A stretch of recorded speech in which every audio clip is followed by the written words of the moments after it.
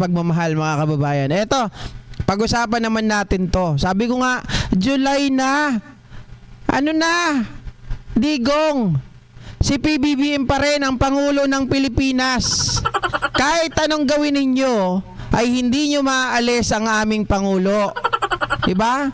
Ang dami nyong paghahanda. Ang dami nyong ginawang kalokohan. Ang dami nyong mga plano.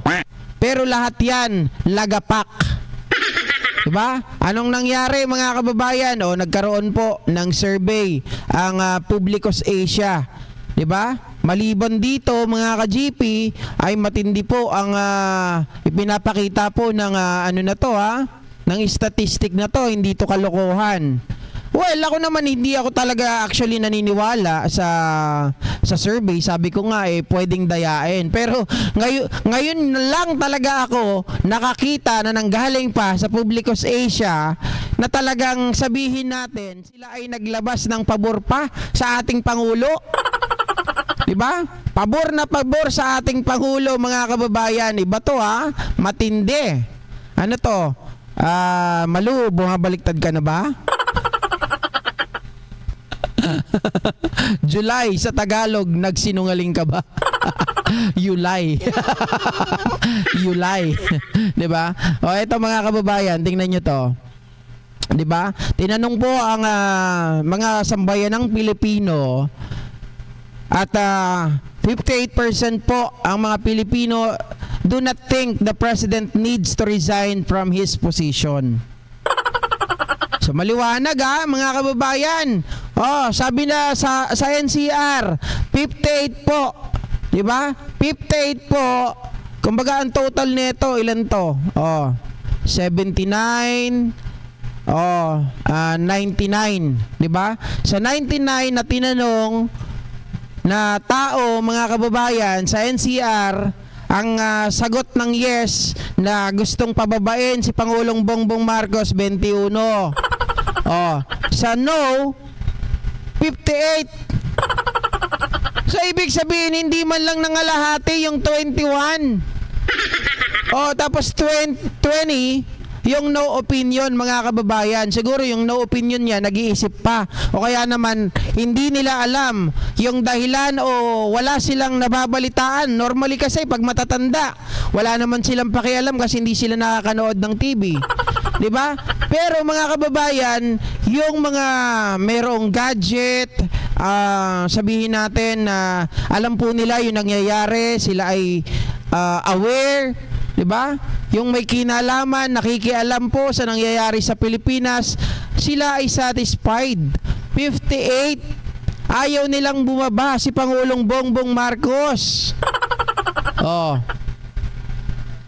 Hindi, Sheena Joy, ito kasi naman naniniwala ako sa survey na to. Pero kasi first time ever, 'di ba? Publicos Asia, mga kababayan, na naglabas ng survey na talagang pabor kay Pangulong Bongbong Marcos. Ito NCR, 'di ba? NCR. National Capital Region. Kala ko ba mga kababayan, yung pinakita sa picture kanina, Quezon City, 'di ba? Quezon City isa rin sa NCR. Bakit ngayon 64 dito ang sabi? Hindi nila o ayaw nila na bumaba sa pwesto itong si Pangulong Bongbong Marcos. Diba? Kaya pala July na mga kababayan, hindi pa rin makakuha ng ng simpatya itong mautog rally na to Ang nakakuha lang ng simpatya, Roque, bakla ka ba? Darna! Diba? Yan lang ata nakakuha ng simpatya North Central Luzon, mga kababayan, 63. Tingnan nyo, halos hindi po nangalahati. 18 yung nagsasabi ng yes para bumaba na raw si Pangulong Bongbong Marcos. 19 ang no opinion. South Luzon, mga Cavite na to siguro, 21, 58. Wala pa rin mga kababayan ko. Pareho, no opinion, 21 din. Pero hindi pa rin nangalahati. Visayas, ito, Visayas Ang Davao ba, mga kababayan, hindi, nagtatanong lang. Hindi ako magaling sa geography Ang Davao ba ay parte ng Visayas o parte ng Mindanao? Whatever, kahit ano. Visayas, mga kababayan, 57. 20 ang nagsasabi na mag-resign na si PBBM, 22 ang no opinion, 57 ang nagsasabi na wag na mag-resign. 'Di ba? Mindanao. Ito naman sigurado sa Visayas sa Mindanao, yung Davao nandiyan sa dalawa na 'yan, ha. Ba't ang Davao, mga kababayan? Mindanao 'to. Okay, alam ko na, napagtanto ko na. Ang Mindanao, ang Davao ay nasa Mindanao. So 50. 'Di ba? 50. Ang Mindanao 28 lang. 'Di ba? 50. Doon sa Mindanao nagsasabi, "No, wag mag-resign si PBBM. Kami ay very satisfied."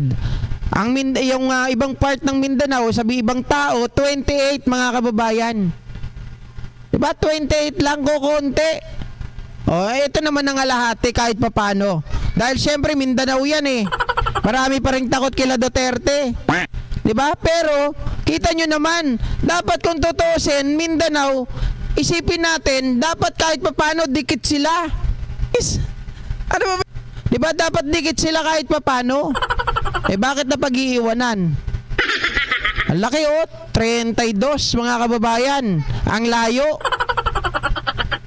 Tapos 22 ang no opinion. So ibig sabihin, mga kababayan, ang doon sa satisfactory rating at sinasabi natin na ang Pangulo talaga satisfied po ang mamamayang Pilipino. Ayaw talaga nila na mapalitan. Siguro sabi nila, syempre kung pwede nga lang, meron niya ako naririnig dyan, sabi kung pwede nga lang, Marcos na lang habang buhay eh. Diba? Wag nang bumalik ang Duterte. Diba? Sabi ni Ma'am Rose Baroga, yung Davao daw nasa China. Machina Joy 277, Mindanao is Davao. Okay? Sorry po medyo nagulumihanan ako kanina eh. Sabi ko nga hindi ako magaling sa geography, 'di ba? Yan ang ayaw na ayaw ko, yung mga mapa-mapa eh. Sa totoo lang, 'di ba? Ayan ang katotohanan. Duterte, hindi nyo maluloko ang mga Pilipino. Ibig sabihin yan, gusto ng mga mamamayang Pilipino na manatili ang ating presidente matapos siguro ang 6 na taon, baka yung iba dyan gusto pa mag-extend habang buhay ang mga Marcos. Sabi ni Lace Classic, sana mag-Prime Minister si PBBM. Hindi natin alam, mga kababayan. Tayo naman, gusto naman talaga natin yan eh. 'Di ba? Kaya lang, syempre, unahin muna natin yung economic provision. At sana, mas pabor ako, kung mag-extend ang Pangulo natin, huwag mag-extend ng diretso. Dapat mag-extend, mga kababayan, na pwedeng iboto ulit. 'Di ba? Magkaroon ng provision sa ating saligang batas na ang presidente ay pwede ulit tumakbo. Hindi po diretso. Kagaya kumbaga, presidente natin ngayon, pagkatapos ng 6 years term niya, pwede siya ulit tumakbo. Pero hindi yung 6 years term, tapos automatic extended, mga kababayan. Wag naman ganon. Kasi nawawala na po yung freedom doon. 'Di ba? Nawawala na po yung kumbaga yung pagiging natin. 'Di ba? Sa China sila ay komunista. Dito sa atin ay demokrasya. Demokrasya, sir, ang tawag diyan. 'Di ba? Kumbaga may karapatan ang lahat. Wag lang natin putulin sa 6 na taon kung maganda naman talaga yung performance ng ating Pangulo. Why not? 'Di ba? Pag pangit, wag nang i-extend. Pero pag maganda, dire-diretso natin. 'Di ba? Ganun lang, mga ka-GP. Kung si Digong naman at mga Duterte, kahit sino mong Duterte dyan, wala mula ugat hanggang dahon, wala talaga Puro gurgur lang ang laman ng utak 'Di ba? Kay Duterte, mga kababayan, wala ka na mapapala. Limited ang kanyang utak sa kanyang mga remedy. Si Inday Sara Duterte, sabihin natin, wala, itok-itok. Hindi niya kayang sumagot ng ambush interview. What more pa kaya pag international community na ang kanyang kausap, international leaders? Wala na. 'Di ba? Kailangan niya ng ASEC, taga-asikaso sa kanya. O si Baste Duterte, mga kababayan, kung si Baste, ano sasabihin niyan? Ano rin 'yan? Kumbaga ano rin 'to balibaliktad din. 'Di ba? Parang tatay niya, sasabihin ngayon, sa susunod, iba na. O baka mamaya, paramihin niya pa yung droga. O si Pulong, mga kababayan, nako, mag-ano lang yan, mag-iimbak lang ng billion na pera. Baka sa susunod, hindi lang 51 billion ang kukunin yan. Baka pati lahat, ipamigay na. Lahat ng Duterte na yan, walang gagawin sa atin. Ipamimigay lang tayo sa China niyan. Iaasa lang tayo sa China. Sige, gawin nyo na kaming probinsya. Di ba?